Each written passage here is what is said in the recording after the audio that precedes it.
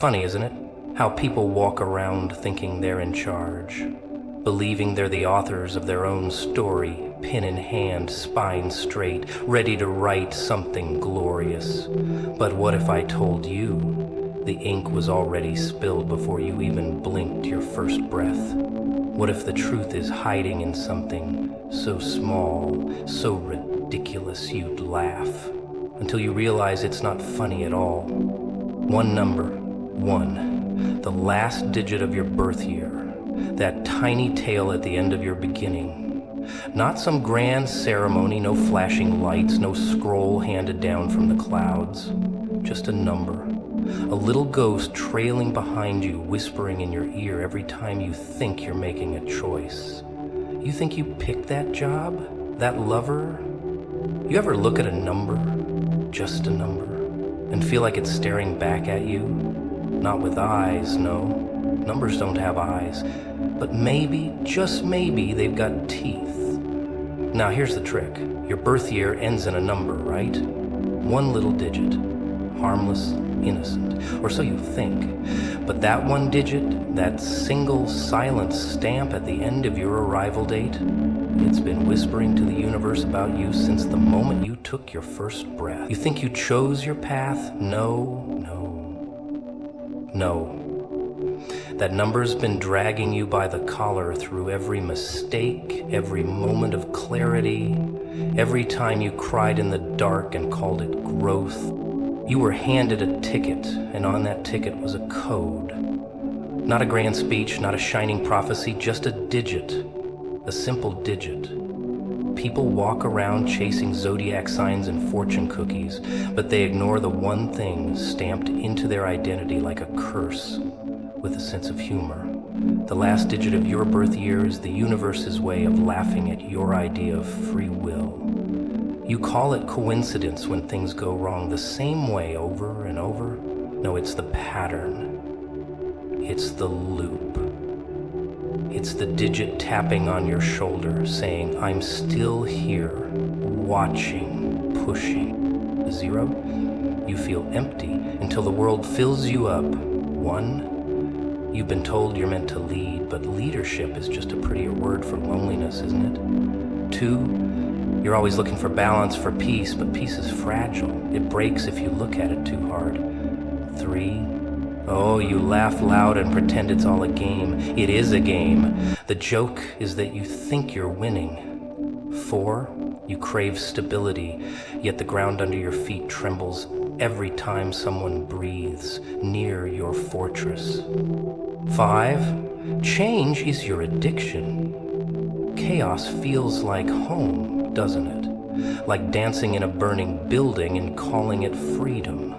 6, you bleed responsibility, carry guilt like it's a trophy. 7, you hear the voices behind the curtain. You question everything, but the answers, they don't play fair. 8, power. You want it, you chase it, you hate it when you have it. 9, you feel like you've seen it all before, lived this life 1,000 times. The weight of wisdom, with no one to listen. See, it's not superstition, it's structure.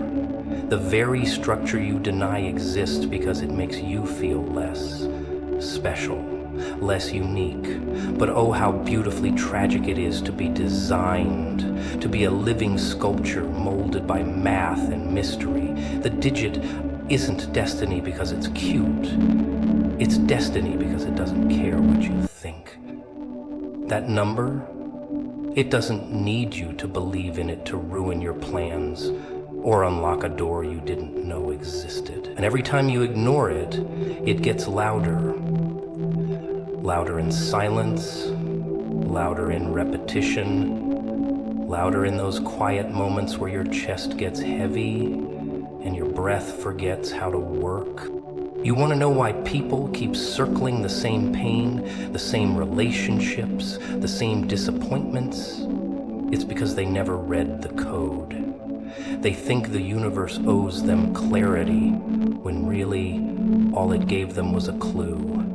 That digit, that little ghost, hiding at the edge of your birth certificate like a smirk you can't erase. People fear tarot cards and omens and spirits, but they sleep next to their own number every night, completely unaware it's been setting the traps, placing the signs, flipping the lights off and on like a child playing with a switch.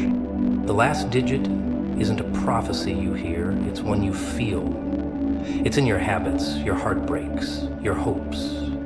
You think you're drawn to certain people by chance? No, they share the same vibration, the same madness. And when things click, when everything falls into place for a moment, it's not luck, it's resonance. You match the code and the universe nodded. But when everything falls apart, that's not punishment. That's your digit reminding you that ignoring it comes with a price. Always has, always will. You ever notice how people walk around thinking they're in control, like life is some vending machine, and if they just press the right buttons, out comes success, love, happiness? It's cute. Delusional, but cute. Now here's the kicker. Most of them don't even realize they're being dragged by something bigger than their little daily routines. Strings are being pulled, gears are grinding behind the curtain, and everyone's too busy scrolling or sipping lattes to notice. But there's something about that last digit in your birth year. No, really, it's not superstition, it's a glitch, a flicker, an overlooked number tattooed in time, a quiet whisper from destiny wrapped up in math and mystery. And you've been walking around with it your whole life. Right there in plain sight, like a ticking clue. Let's say you were born in a year that ends with a 0. Round, closed, completion, but also emptiness. People like that, they tend to feel the pressure, the need to start strong. They think they're meant to lead, but deep down, they often wrestle with the void. They fake confidence, crack jokes, but they're watching the room constantly, trying to calculate where they belong. And they rarely talk about how they feel when the room goes silent, when applause dies, when the mask slips just a little. Because behind all that 0 to hero energy is a question that keeps clawing. What if I never actually arrive? Now, if your last digit is a 1, you've got a different curse, or blessing, depends on your taste for chaos. 1s are starters, firecrackers. They rush into storms like they own the thunder. But here's what no one tells you. Starting things is easy. Finishing them? That's where it gets messy. The 1s are haunted by unfinished plans, burnt bridges, drafts that never made it to the stage. You think you're brave, until you realize you're running from stillness. You think you're bold until silence walks into the room and dares you to listen. Destiny doesn't always yell. Sometimes it whispers. And if you're too loud, you'll miss it. 2s, well, 2s are watchers, observers. They read people like books they've already memorized, but their tragedy is hesitation.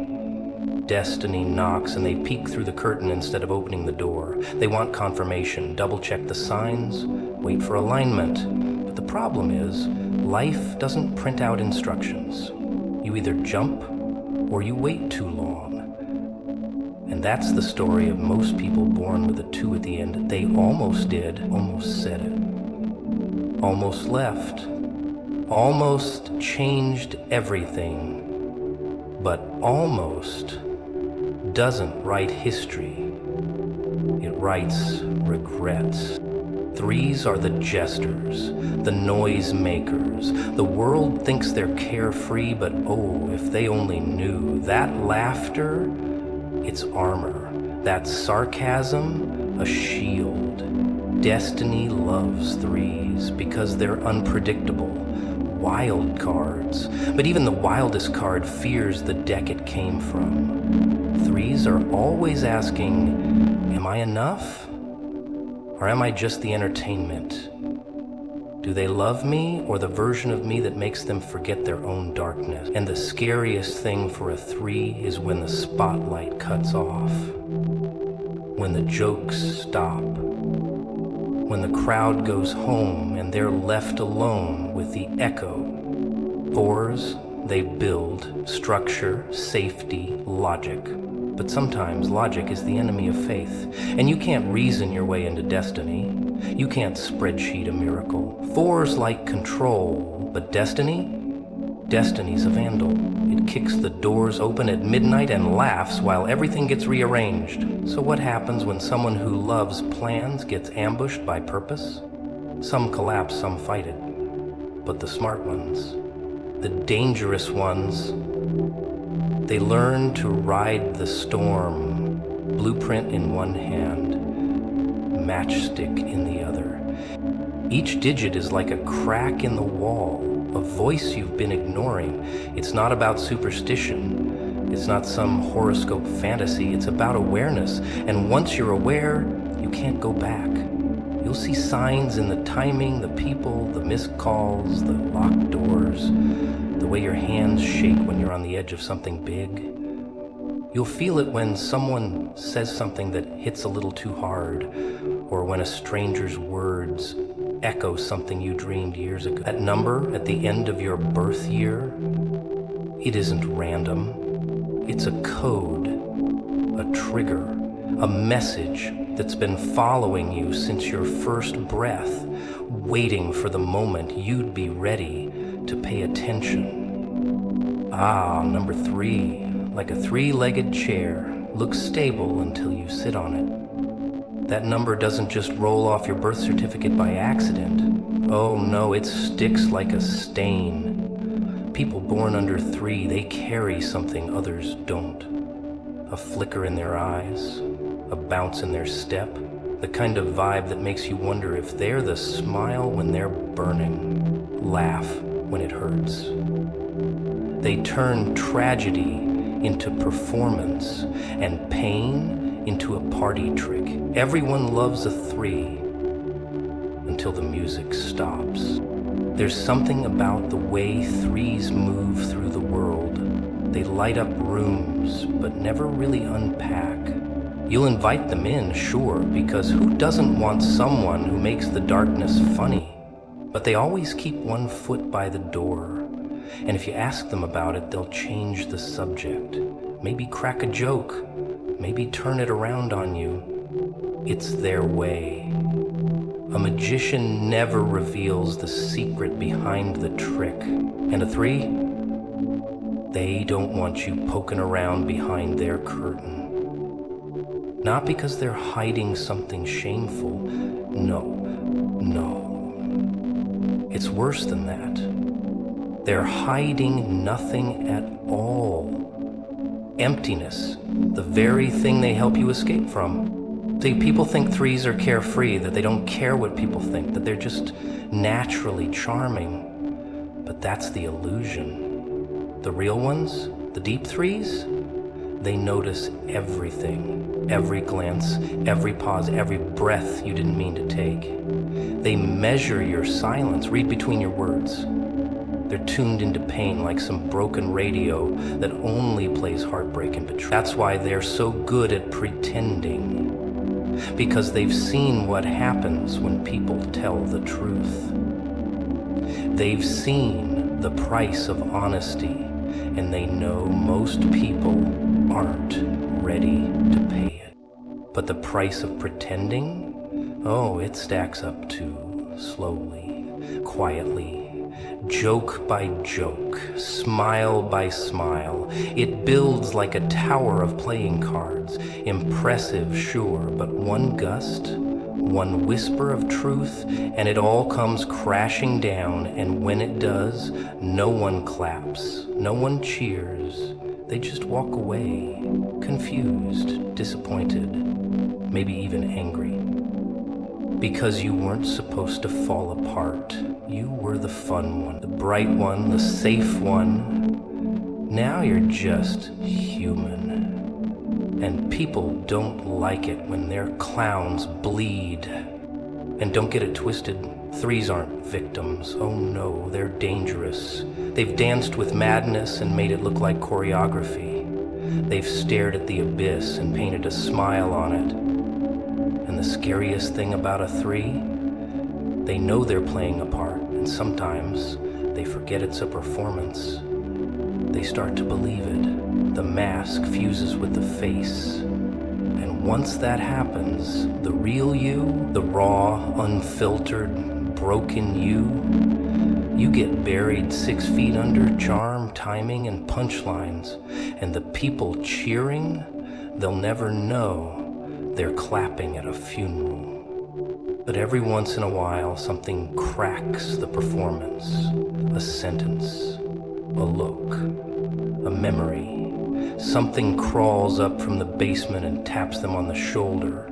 And suddenly they're not laughing anymore. Suddenly the jokes don't land. Suddenly the crowd's not enough. And in that moment, in that silence, they feel it. The hunger, that ache. Not for applause, but for something real. Something that doesn't fade when the lights go out. But here's the dilemma.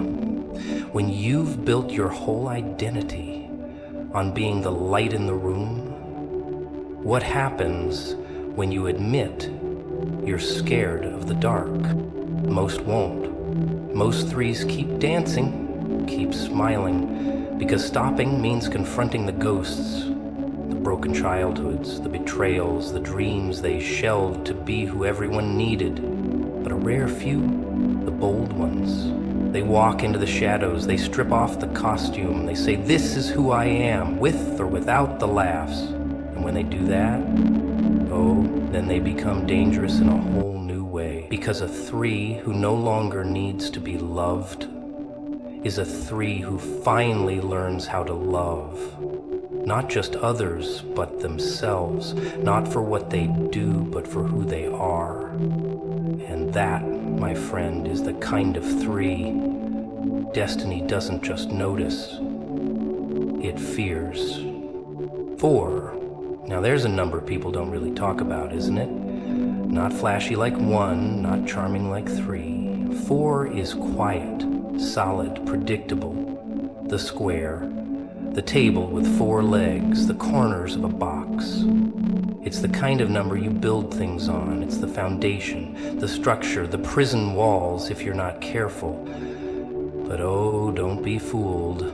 4 isn't as safe as it looks. And when it breaks, it doesn't scream, it doesn't cry, it just collapses quietly and buries everything with it. People with a 4 at the end of their birth year, they're the ones who carry the weight, the unspoken responsibilities, the silent sacrifices, the ones who hold the family together even when they're falling apart. They're the glue, the rope, the duct tape over the cracks in everyone else's mask. And they never complain, never ask for help, because they were taught early.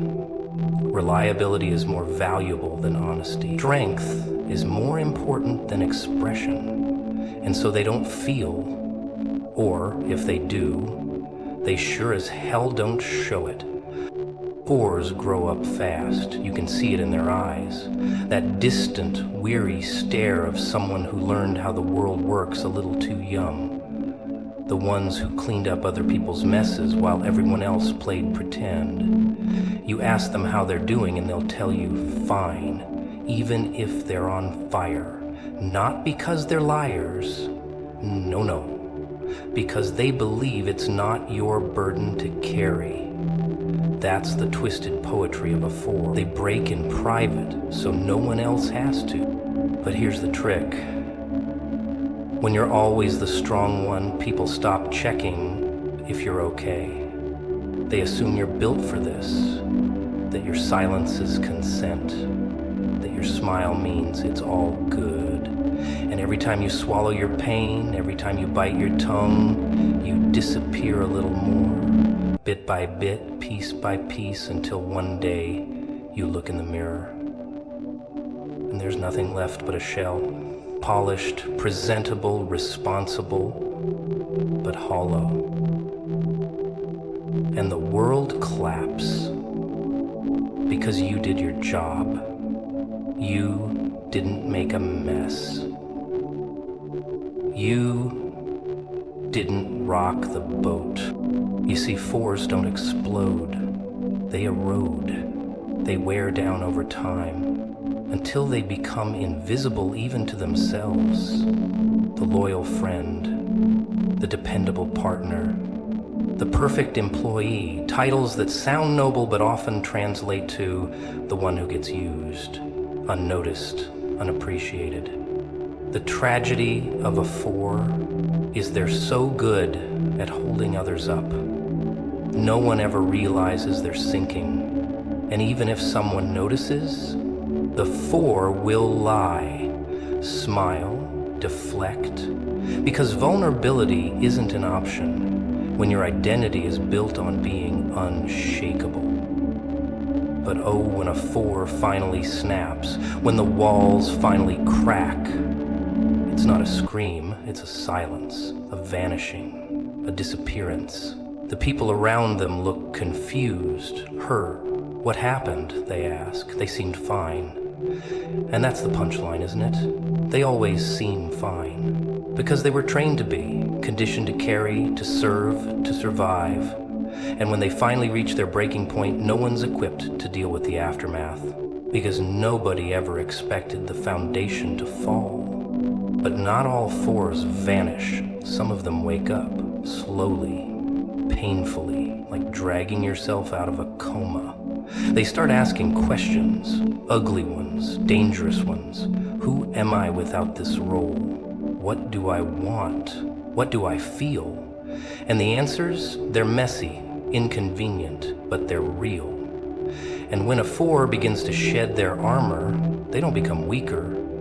They become terrifying, because a 4 who's no longer afraid of being seen is a 4 who stops apologizing for their needs. That's when the story changes. That's when the structure gets rebuilt, not for others, but for themselves. A sanctuary instead of a prison. A foundation for their own damn life. Because here's what no one tells you. The world doesn't fall apart when a 4 says no. It adjusts. It trembles a little. It gets angry, maybe. But it adapts. And in that chaos, the 4 realizes something revolutionary. They were never supposed to hold everything together. They were just told they had to. And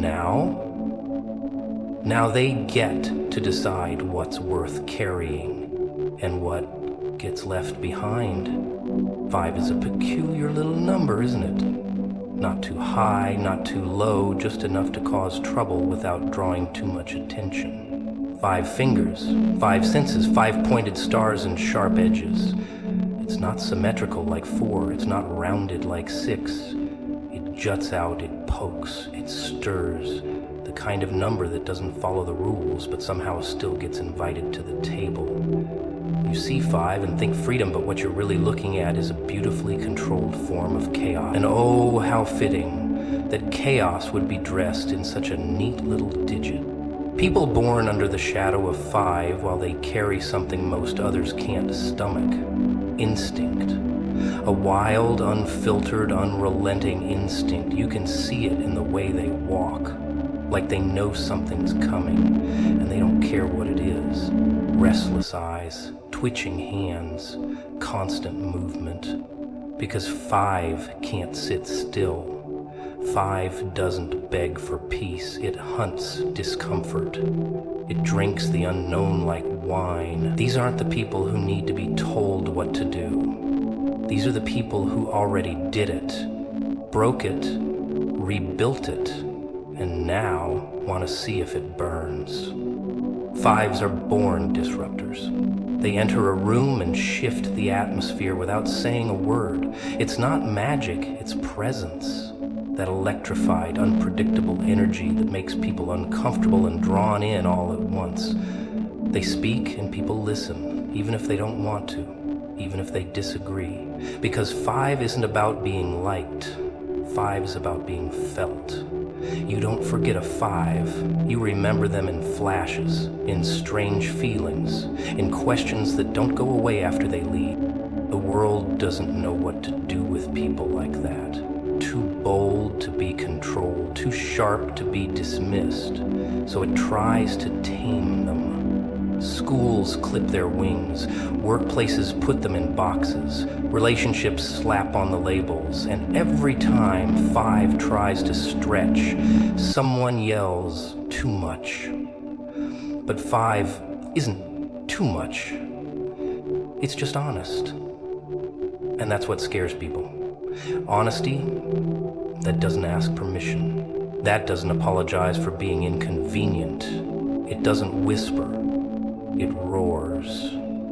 And in a world full of plastic smiles and stitched-on identities, a roar is a dangerous thing. So what happens?